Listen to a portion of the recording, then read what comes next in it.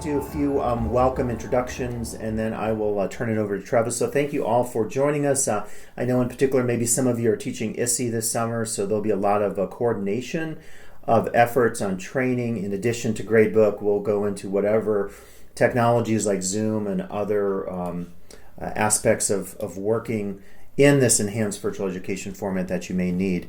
So I want to mention that today Treva will focus on the basics of the Gradebook and Canvas and take some notes, ask some questions.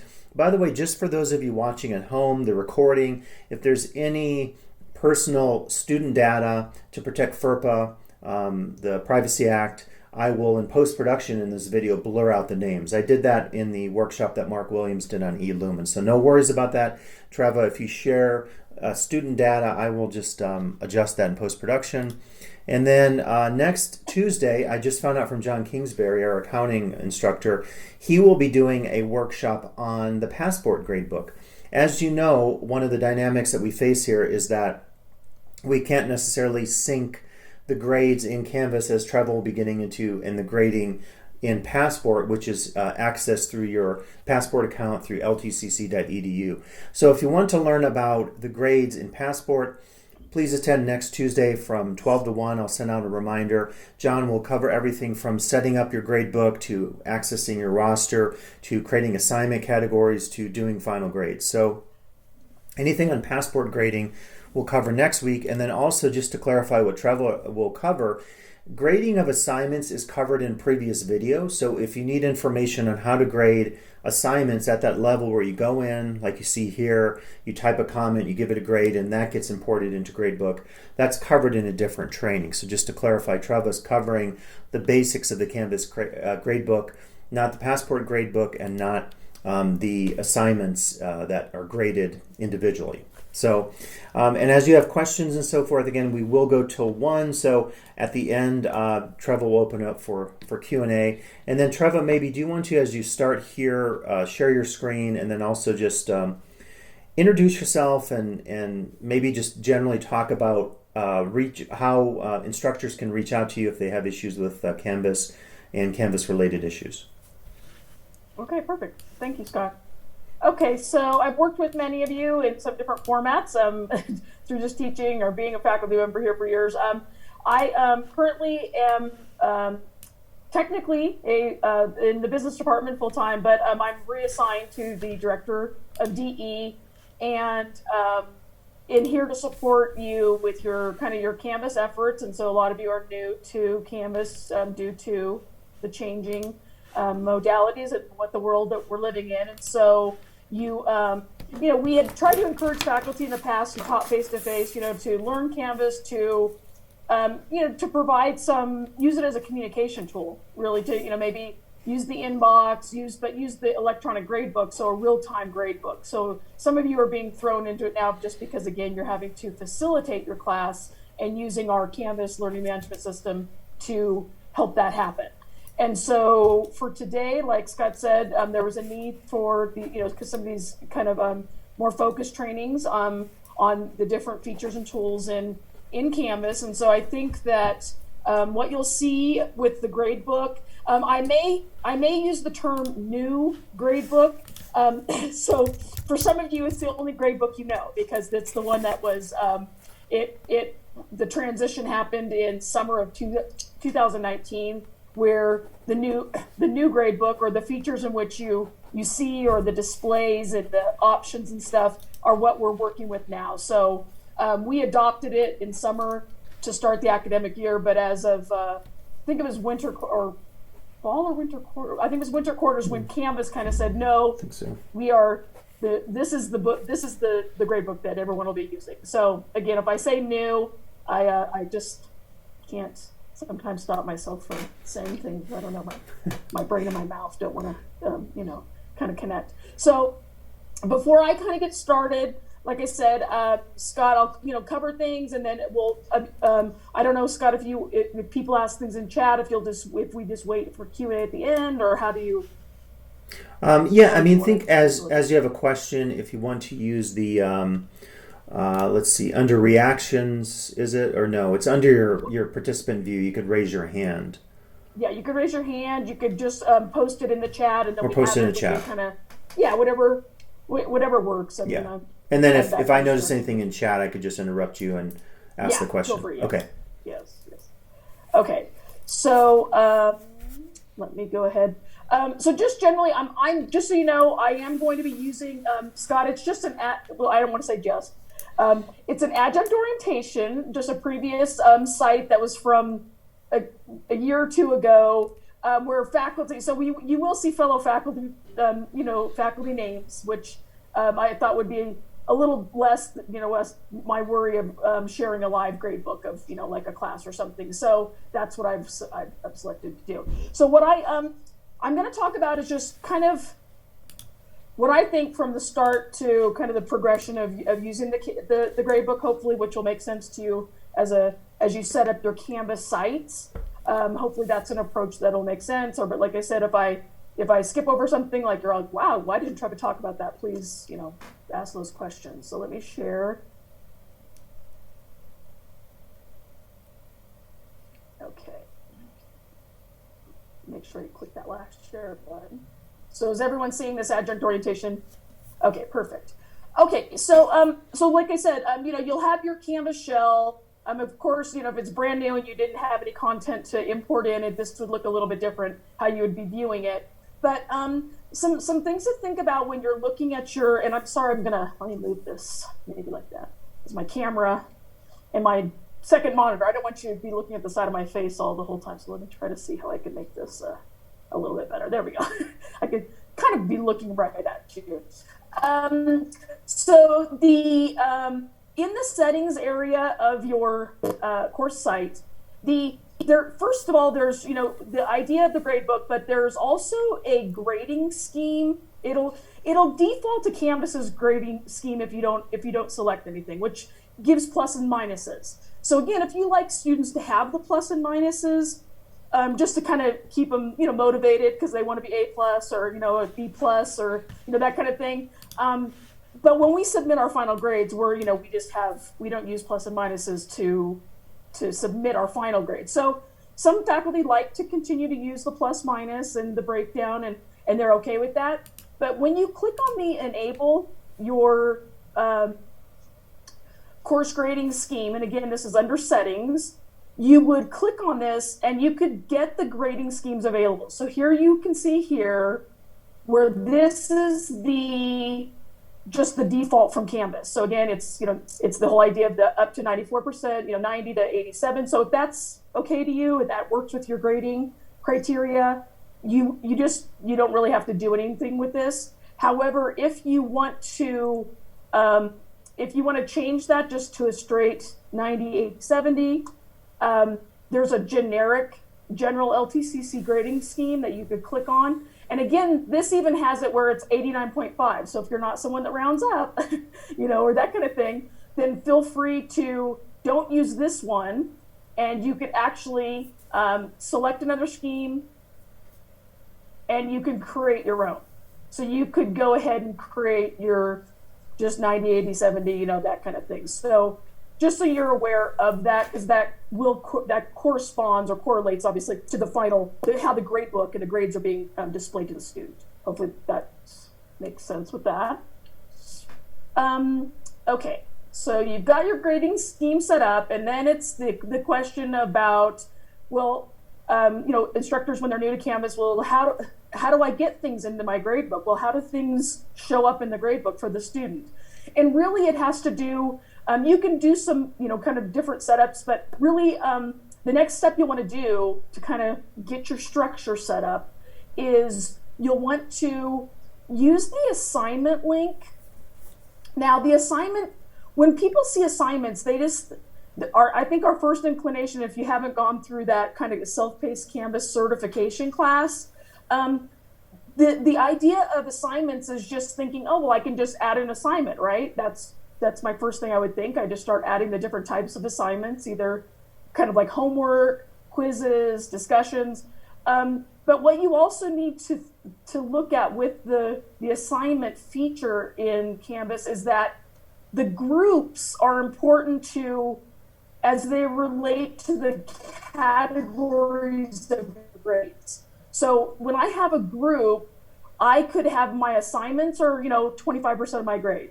Quizzes are 25% of my grade. Discussions are 25% of my grade. So what I would want to do is actually add those categories of your grading criteria or how you break down your course. So I could just, again, I could go ahead and put discussions on here. Again, here's that discussion.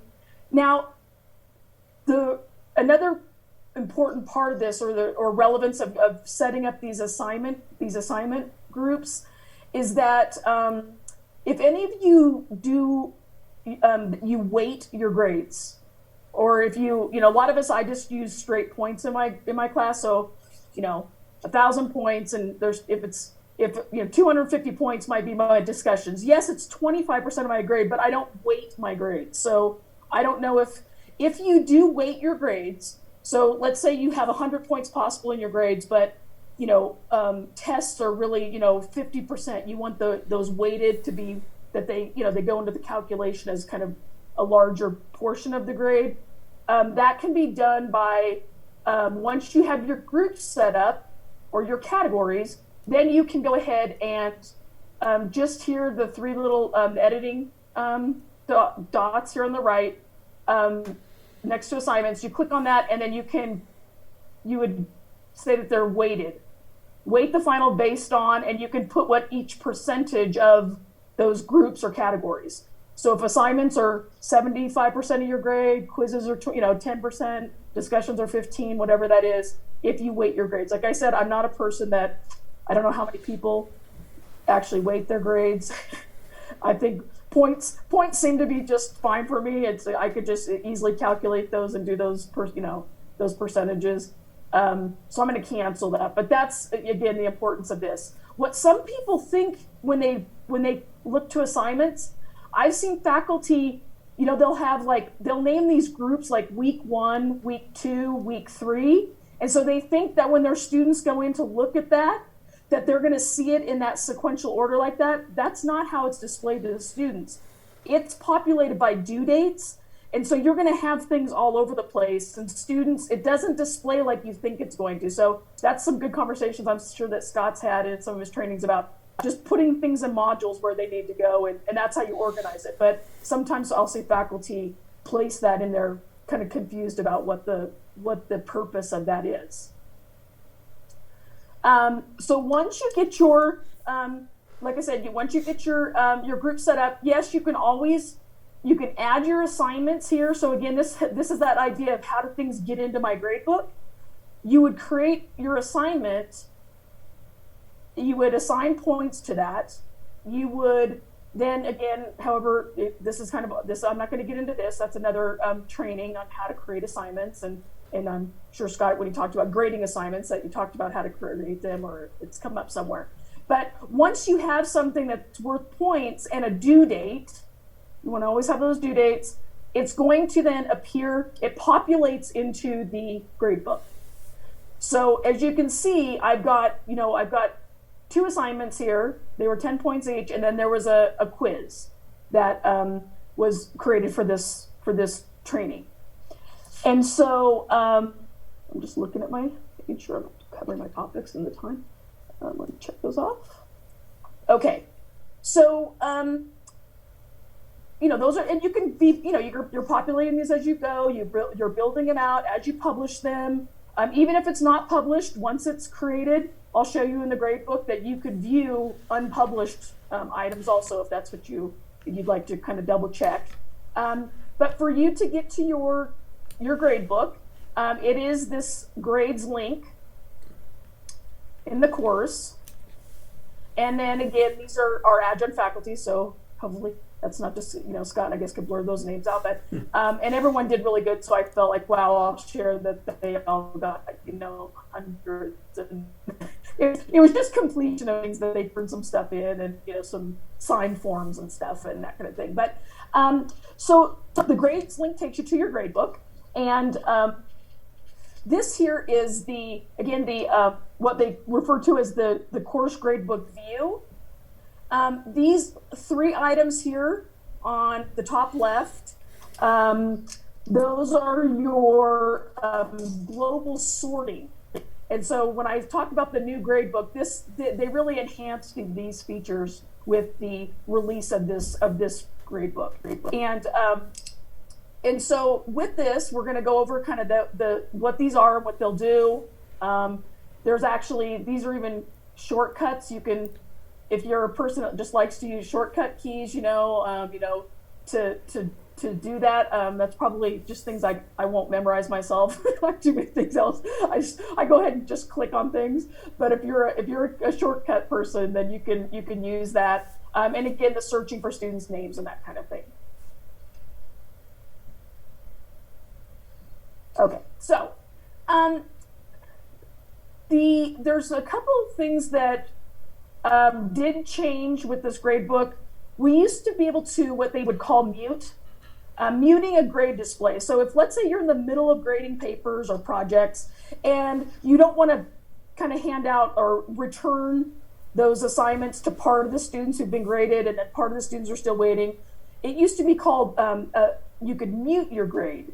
That you could mute the item in the gradebook so that nobody saw anything until you unmuted it, and then it was kind of like going to class when you passed back, assignments or tests, and here everybody gets them on the same day, and they get that. So those settings, is someone question? Oh, okay. So those settings take place now here on the far right, where you have the gear. And these settings for your overall, kind of your policies of your class, think of, this is one. So late policy. So if you can automatically apply grades for missing submissions. So again, so I don't know if something's missing. I think I'd probably just be giving them a 0. That's for that.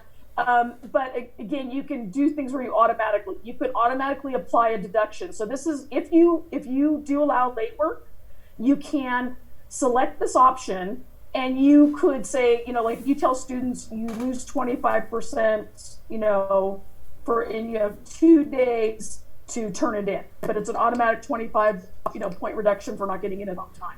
You can go ahead and place in the actual percentage reduction, how many days they can, or hours. So online, you could say 12 hours, past the deadline. So if they get it, if it was due at 11:59, it's due the next morning at, 11:59 a.m.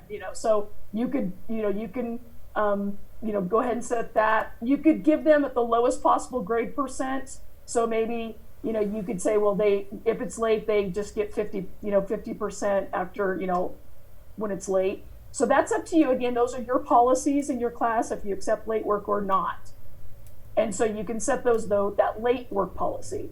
Now, the grade posting policy has to do with what I mentioned about, it used to be called muting a grades to be displayed to the students.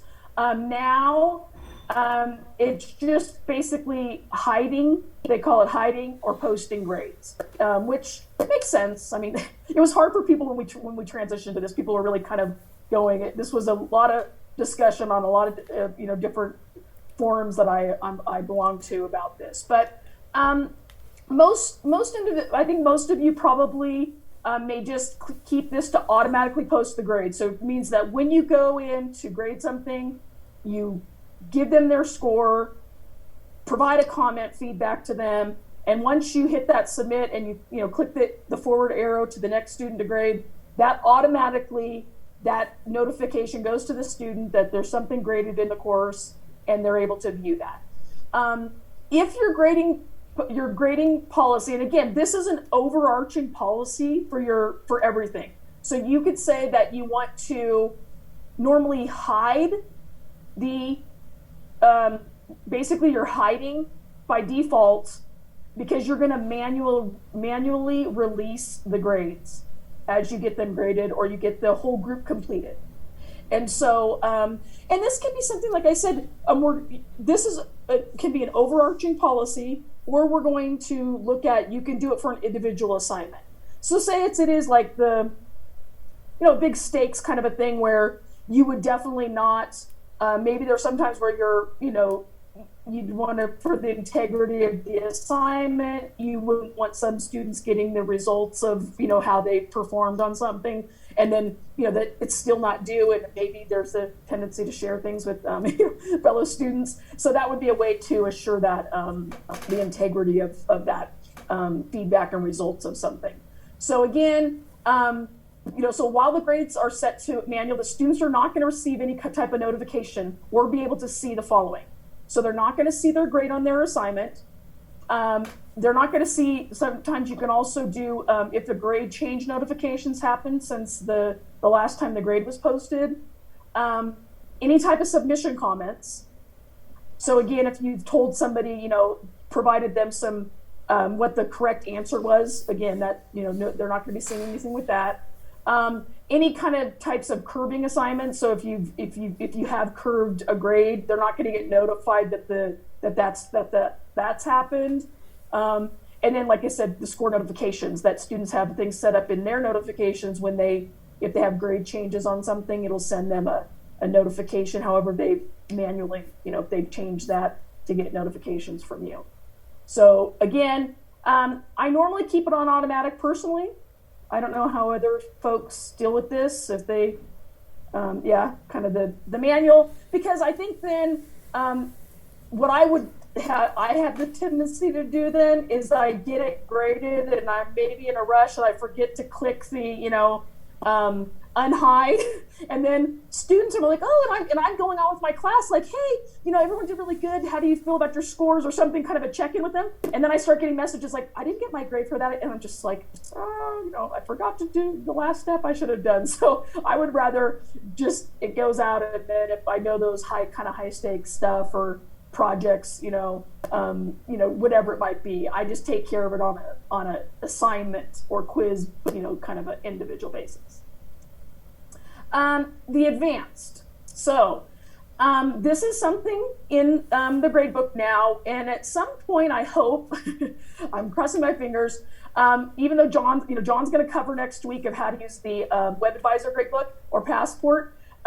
There are ways that, and hopefully we'll get there, that we can do some integration between Canvas and Colleague. And so this is one of the features I think, a lot of people were waiting on, is that, all of us, we have students that, maybe they are the 89.4 and they've just been a rock star student. They've, maybe that last project, whatever, they really do, so in my grade book, since they got 89.4, that's going to give them the B and not the A for my class. So the nice thing about this is that we now have the ability to override the final grade display, even for the students even also. So they'll see that, I used to have to message students saying, I know it's showing 89, this, but you have received an A in the course, to kind of communicate them. So now we don't, if you have this clicked, and I will click it and I'll show you what the and then you'd want to update, is you'll see over here on the far right now, you have an override column. So whatever they're, this right here, I could go ahead and, I could put in if the grade was displaying. This class was a lot of just complete or incomplete for their grading, but you could override and input the grade. So at some point when we do get the systems connected, hopefully, then really, truly faculty will have that. They wouldn't have to go and do a whole bunch of grade changes. That would be a nightmare, right? To have to, the system submits the B, but you wanted the A, and you all of a sudden, man, if those poor people, everybody in enrollment services, it'd be a much more of a burden than an efficiency that we're trying to do. So that's the settings. Should I ask if there's any questions about it? Appropriate, probably ask if there's any questions about each kind of segment as we go. I have a question. Pat? Oh. Yes? Pat? It was a Pat? Okay. Yes. You're unmuted. Yeah, I can now. Okay. Is there any way to manipulate those columns when they're already set up like that? Is there any way to change them? Yeah, you just, did I pay you to ask this question? Because that's the next part we're going right into. Yeah. What a segue, thanks. Thank you. Yeah. Okay. Yes. So this kind of the second big part of with the gradebook, which, like I said, they made some just awesome improvements with this release on this one, is this idea that the global sorting. So again, there's this gradebook sort here where you can look at the individual view of one student. So that's one way if you're just quickly wanting to check out, you put the student's name in, and once you had that information, it would kind of give you just a individual view. How are they doing with everything? So if you're trying to kind of troubleshoot something or go back and find out, holistically what that looks like. And you can do that a couple ways, but that's the individual. Most of the time, again, we'll be looking at your, you can look at the gradebook history, if there's been any, a certain student that, when things were graded, like if you have a student saying, this wasn't ever done, I didn't receive my results, or that kind of thing. If you want to look at the history, you can look at that. Let me go back to this. No, I think it just automatically goes back. And then normally you're going to be looking at like I said, the overview of the whole grading scheme. The view of the grade book as a whole. But here's where that kind of that question that you just asked, Pat, is that when we get into view, there's a lot of different ways that you can arrange your grade book. Because again, when we get out to week 12, right, we've got those grade books just, and you're trying to scroll over and find things and do that. But you can, here's some different ways. You can put the assignments from A to Z. You can sort it by your due dates if you're, looking for something most current. The points, you could list those by the point values.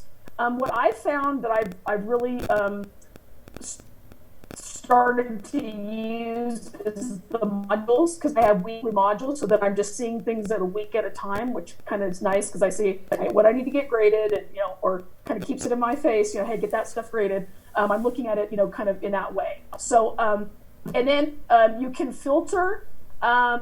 So if you click on the assignment group, so if you just wanted to look at quizzes, if I click on and I check this, actually, you'll notice when I just clicked on assignment groups that now a search field is now displaying here on the right-hand side, over to on the upper right, so that I could just look at assignments or discussions. So if you like to sort things like that, I could also include my filters that I want to be able to then not only sort, look at the assignment groups, but I want to look at the, this course isn't set up in weeks, this training, but I just want to look in a certain module. So maybe I had 2 or 3 assignments that were part of week one of a module, and I wanted to just look just at the assignment scores on that, maybe to kind of, like I said, look at some trends, or I'm looking for some information. And then finally, you can also sections. So sections really deals with if you have, that would be more, it's not always common because we don't have a lot of cross or merged sections, but we do have some classes where we've got multiple sections. Actually, this quarter, we've, like say in the art classes, we've got some where they've merged the Canvas site for their beginning drawing students and then their advanced.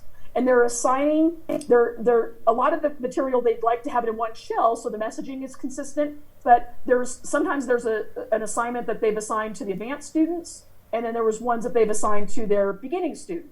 And so for, like say for instance, Phyllis, she could also sort her grade book by just, if she just wanted to see her advanced students and grade their stuff for a certain item, or she could look at just her beginning.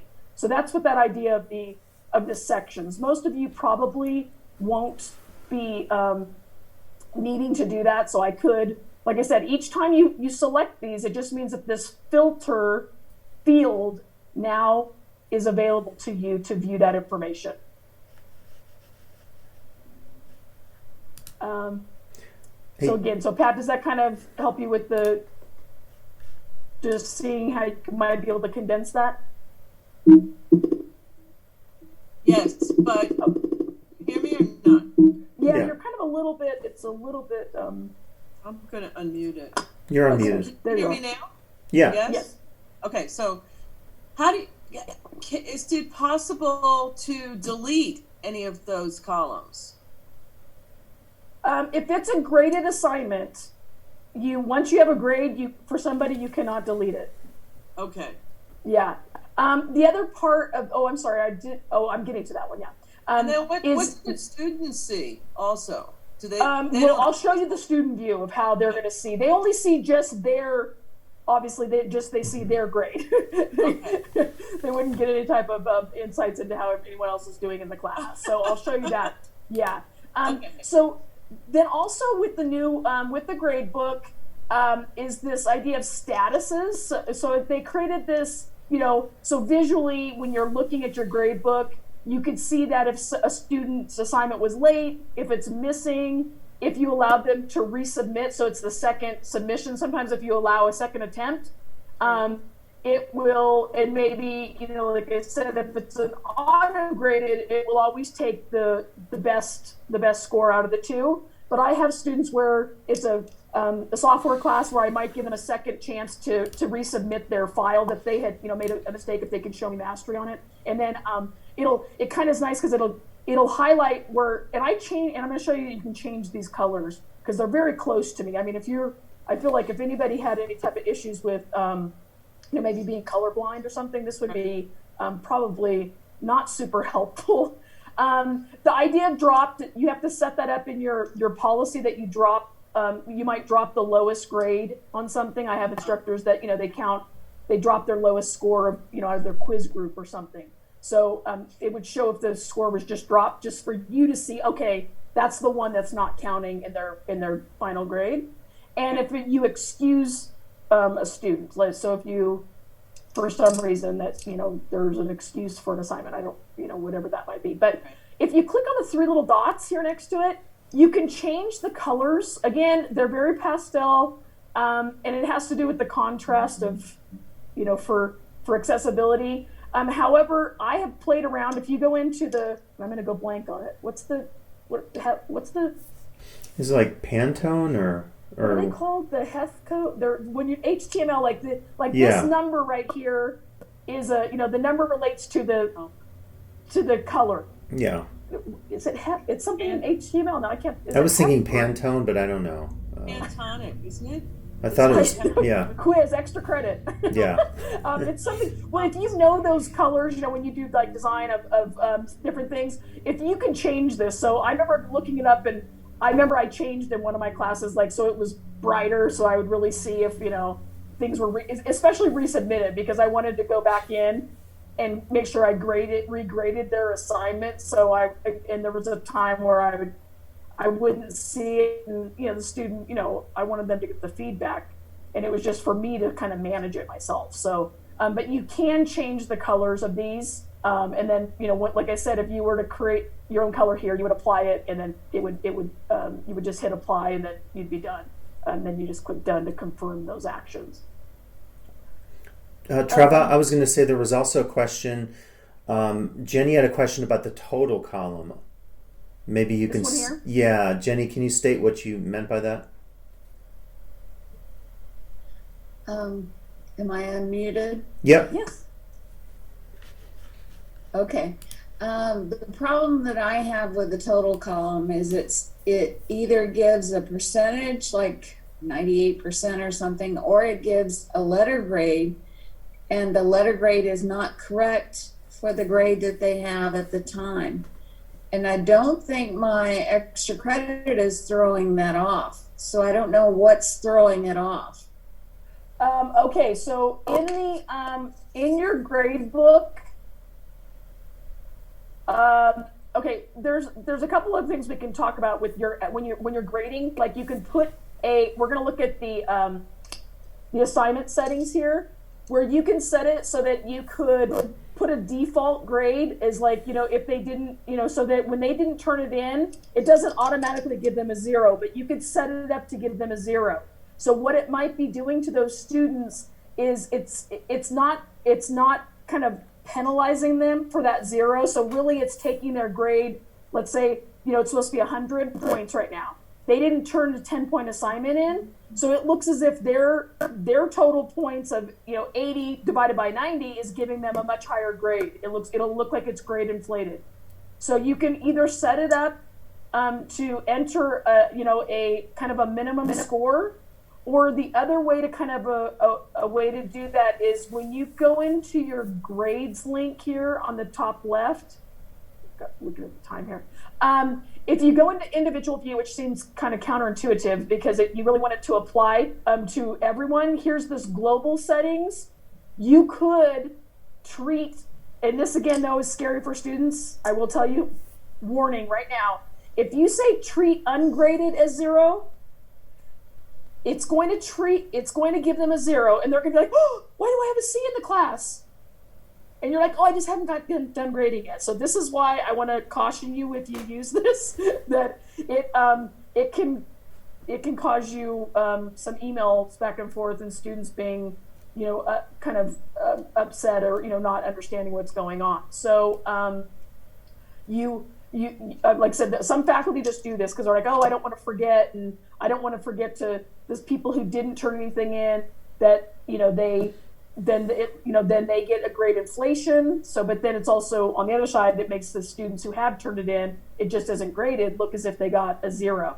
And you'll start getting, like I said, that's why some faculty that's why they mute something, because they don't want the student to see the 0. And, it can be kind of a little bit confusing how everything works. And I think it does take time working with the gradebook to find the way that you want to utilize some of these features.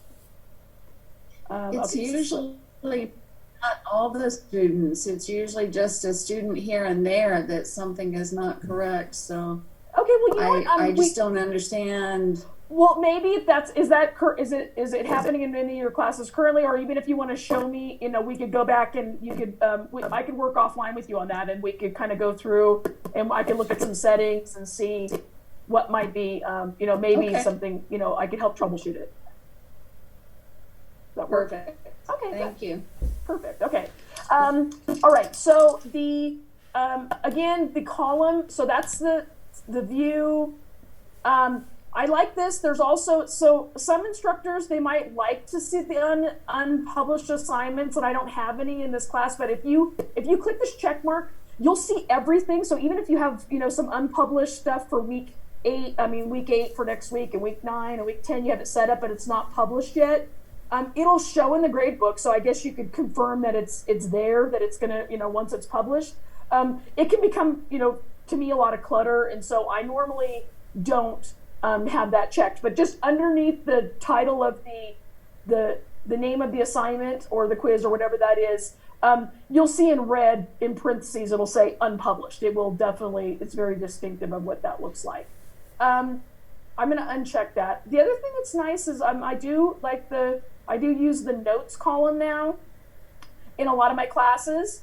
And especially because, I do the, welcome and introduce yourself to the class. So sometimes I like to keep the just notes about students. Nobody else sees these. The students don't see it. So it's just kind of your virtual notepad of, just like I said, here's a fire science instructor, so these are instructors. This is someone who teaches, eco speech. That might be a way. I always put people's, I have a Roberto in one of my classes, but he likes to be called Beto, so it's like just things like that. So when I'm grading also, it's kind of nice because then I don't, I make sure I call them by the right name. I don't use their, Maddie, Madeline. It helps me to remember those little things, or I put, little notes in there that be relevant at times when I'm grading, or, that kind of thing to just, again, keep connected with my students. So you can use the notes column. Again, if you don't want to see that, you just uncheck it, and then now you see that it went away. You can import grades and export. So again, if you could export it as a CVS file. So if you keep, a file of grades somewhere in your system for backup, you can import. Again, importing grades. Most of the faculty that do imports, a lot of times they're using kind of those My Labs. They might, if they don't integrate them, always. at a certain level, they just choose to import the gradebook from the MyLab into Canvas. That's, like I said, I can work with individuals on that. Usually I think that's, the exporting definitely is something I think faculty probably do, but the importing, I don't find that as regular that people do that. Okay, 15 minutes. Okay, so I did want to go over with you the assignment, in the assignment area here, that here is where you can, again, you can sort the grades by highest to lowest, just missing. So if you want to see who's missing things, you can jump directly to the speed grader, which this wasn't, Scott covered probably in the assignment workshop that you did about speed grader and how to grade electronically. What I really like about this, and I use quite frequently, is the message students who. So then you can say they haven't submitted yet. It hasn't been graded. So if you want to send a message out saying, hey, I'm working on grades, that big project, it's taking me one extra day, or, it's kind of a nice way just to kind of filter out the ones that you don't need. Scored less than. So, you might want to, reach out and say, here's some extra resources. I noticed that you didn't do on that assignment. What else can, is there any other information you might have needed? What could have made it, more clear? Or, like I said, a lot of times I'll provide extra links to resources that I think would be helpful.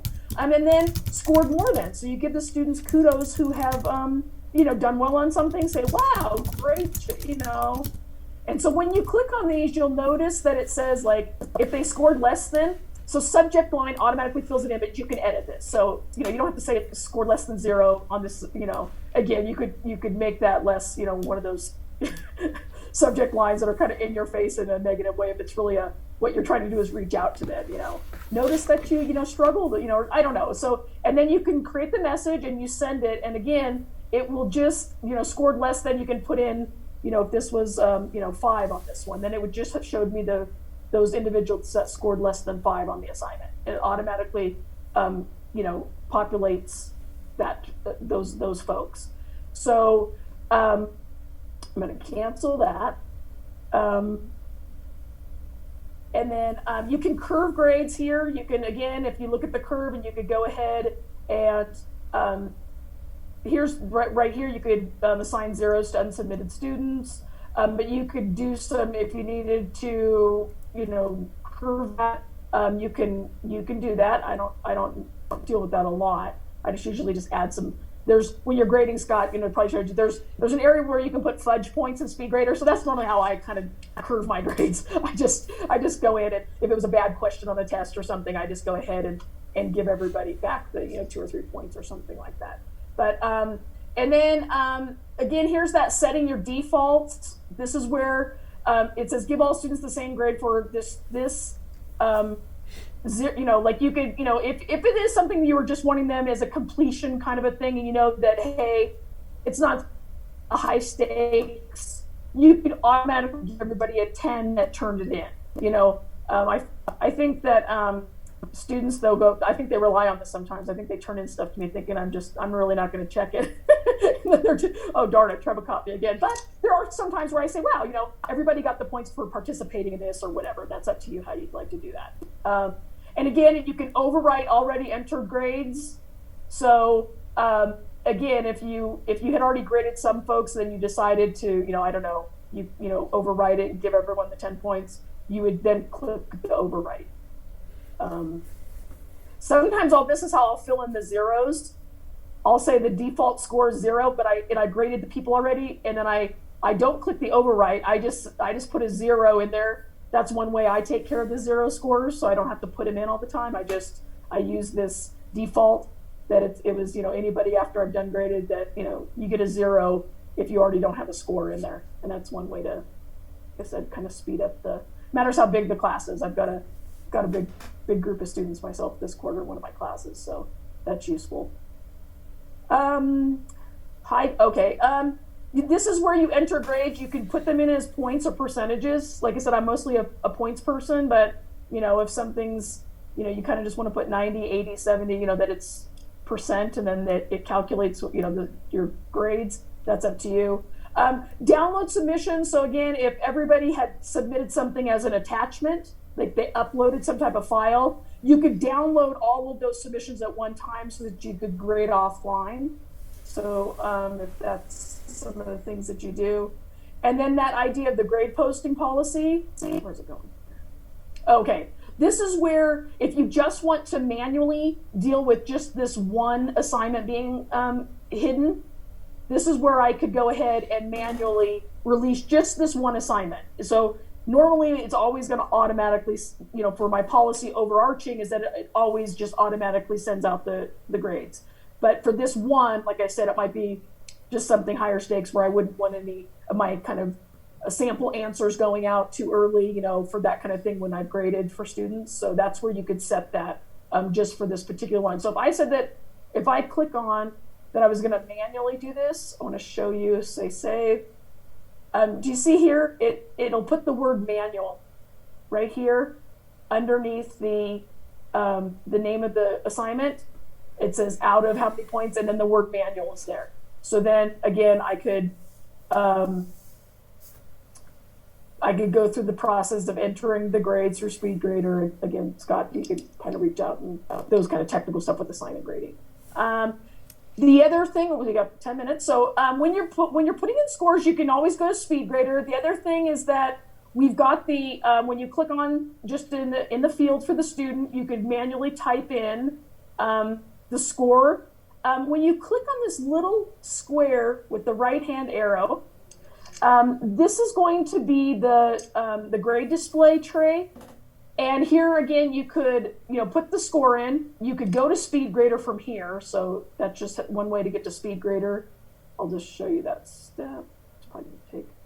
Okay. So again, that takes you to so where I could put in using the SpeedGrader part of it. But let me go back.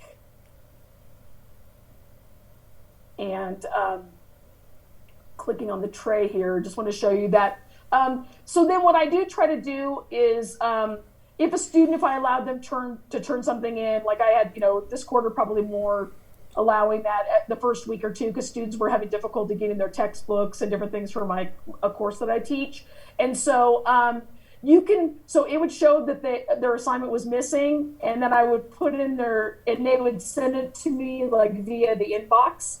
And I would go back and grade it, but when they went to their gradebook, it would still be like highlighted and it tell them it was missing, but then there was a score, and it was very confusing to them. They're like, Treva, I have a score, but it's missing. And so make sure if you don't want this status to display to the students, you can just click none. You could indicate if you want, late to show, but or if this one was missing. But again, you can just say, no, I don't want any type of color coding or messaging to go back to the student that something was late or missing, that kind of thing. It's just how you want to communicate to the students. So like I said, if I did missing on this one, did you notice here, so this one wasn't excused, but the missing one, as I clicked on that, it changed the color of that, and then it would tell the student in their grade view that it was missing, and it's a 0 out of the 10 points. Okay, so I think the final part of this then, let me click this, is that when you go to the student view for the grades, and again, it's only going to show me the test student in regards to the grades, because that's how we would see that. But this student right here, like that status is missing, and there's no score. You'll notice that acceptable use policy, when it was a muted assignment, the student now is there's a little eyeball with the kind of the anti sign there. And when the student puts their pointer over it, it tells them that the instructor's working on the grade. So at least there's some messaging going out to them that, hey, I'm just falling behind, that kind of thing. I'm sure I've already sent out an announcement and an inbox message telling them that, but here's kind of like that final place. If they go to their grade, they would see that. And then they can, like your students, I always, I do a few activities now with my students that, just telling them how to utilize the feedback and what their grade, if they click on it, it always shows them their submission details. This is a nice place for them to communicate comments back to me. I try to streamline that so I'm not getting a whole bunch of inbox messages. So just as you're grading some of those kind of the functionalities of your class, I even have them do an assignment now. It's called a communication check. So I know that they know how to find my feedback and send me a question. Again, because then it keeps it all connected to that one assignment. So it tells me I have a comment on it. I click it and I can see exactly what it is. Or maybe they had to resubmit a file to me. I ask them to do it this way now so that I can just class management. It's just, keeping track of students' work and, all those kinds of things. So that's the Gradebook. Cool stuff. So if there's... Yeah, this is great, Trevor. Really full featured. And I was going to say, certainly questions. And I guess, because I often find that Gradebook is overwhelming. You don't have to use all the features that you showed us, right? So you could dial it back because it's pretty involved, right? Very. Okay. Yeah, it's like you said, sometimes we love functionality, and the more you use it, I think the beginner users, like you said, just how a lot of, those of you who have gone to Eve this quarter, you're just, everything's new. You're just trying to kind of get things set. And then as you work with it more and you have, like you said, it takes all of us time to get to learn this. And the other thing is that, like I said, the guides, with the Canvas help and the guides, if you have questions, in the users group, there's a module about the Gradebook, and it gives some links to the guides, some additional video for you, that LCC users group. So there are some other resources that kind of, besides being able to come back and view this. Again, there's some great stuff that people produce that Canvas has done, other faculty have done from different campuses that's super helpful. I think Solange has her hand up. Oh. Hi, hi, Treva. Thank you so much for all of this. I really appreciate it.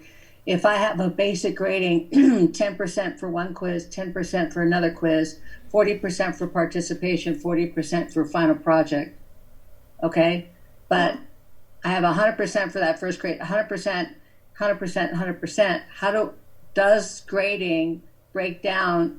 Like if they have participation, they've got 100%. Well, that's 40 points. So if they've participated, like if they're at 50%, that means they get 20 points. So you're saying that the actual assignment that you created is points, but you want it to display as a percent. Correct. Student. Okay, so that would be where you in the grade column where that total in your Gradebook where it says total, there's the three little dots. Click on that, and you can say show grade as percent. So you can tell it to display the students as a percentage instead of points. That they've got 25% in that category.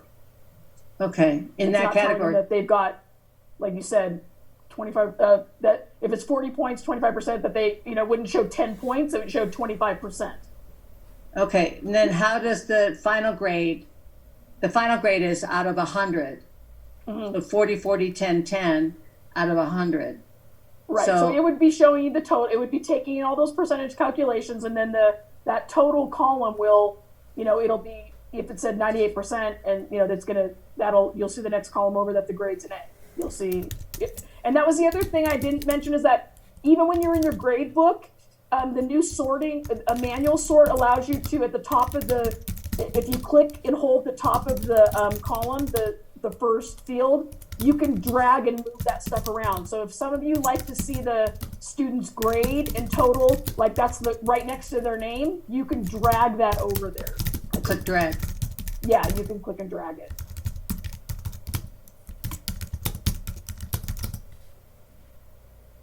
I have a question.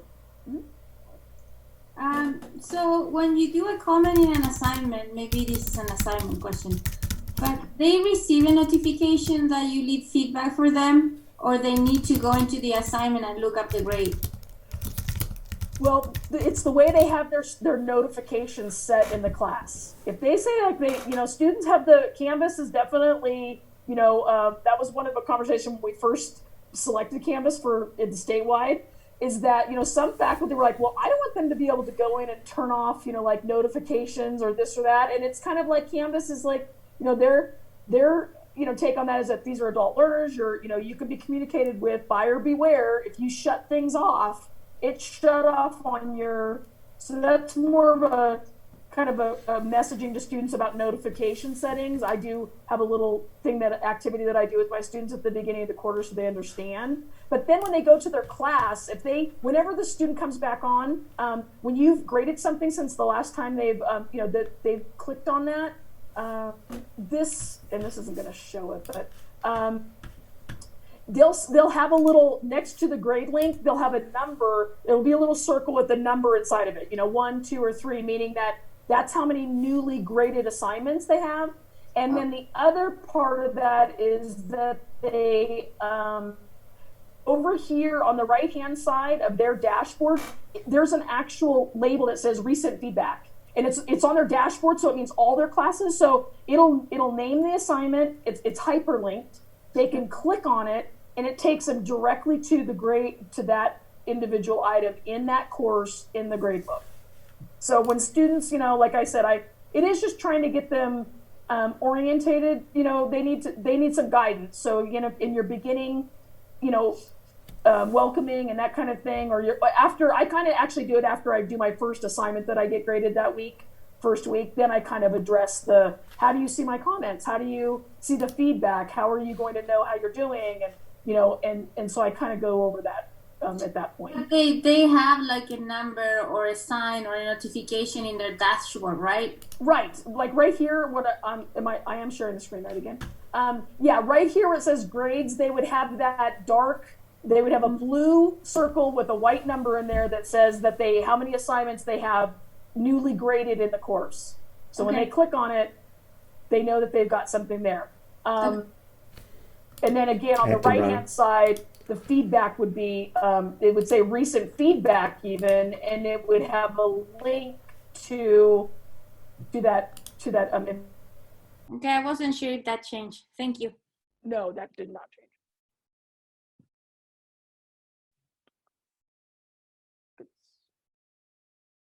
Any other questions in this? Sorry, let me in the chat, or I can stop sharing that right now. Scott, is there anything else that popped up in the chat that I need to answer? Scott on? He had another meeting at 1. Oh, okay. So I better look at my own chat. Okay, so if you guys need to say, okay, good. Thanks, Scott. So Jenny, Yeah, he had another meeting. It's in the chat. Okay, yeah, he just put it in the chat. So thank you, Treva. Yeah. So like I said, if when you have individual questions, we can always jump online together now with Zoom, or we can, email back and forth. It's that kind of thing. But even if you say this is happening, Treva, as the Canvas admin, I do have access to your course sites, obviously. And if it's just something that just looks really odd and it doesn't seem like it's functioning correctly, or kind of like how, Jenny said, this totals don't seem like they're adding up. A lot of times, I've worked with this stuff, for quite some time, and if I don't know the answer right away, people can probably, say that yes, I will. I'm stubborn. I'll go and I'll find it, and I know those resources, and that's what I'm here to do, to support your efforts in working with the LMS. And so I know you're really busy, so I don't mind that there's no, people always say, oh, there's no stupid question, don't do that. But I really mean that. your time is valuable. And if you send me something, I'm probably going to spend much less time finding the answer than you are. And I'll provide you a guide so you have it as a reference for the future. But just so that you know that I'm here to do that. And so don't feel as if you're bugging me, because that's the support that all of us need, here on when you're getting into this new life. So I'm not sure, Jenny, if anybody wants to just speak up, because I'm going to have to go back and scroll up these questions. If somebody wants to just, unmute yourself and actually ask your question, even if you put it in the chat, then that's probably gonna be more effective at this time. And if you have to go, I understand. We'll I guess any questions I have, I'll just keep recording until we're off, and then Scott will have it. So feel free to jump out of here. You got Okay, things to thank do. you. I'm gonna go. Bye.